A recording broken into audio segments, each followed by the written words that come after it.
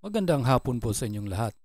Narito na po ang official PCSO lottery results ngayong 2 p.m. draw September 2, 2025, araw po ng Martes, para po sa 3D Lotto at 2D Lotto.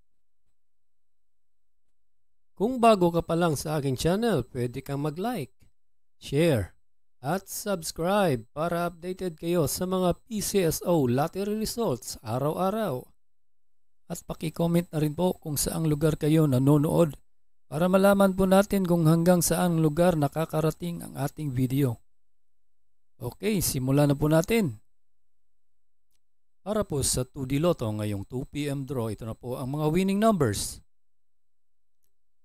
14 and 15 in exact order.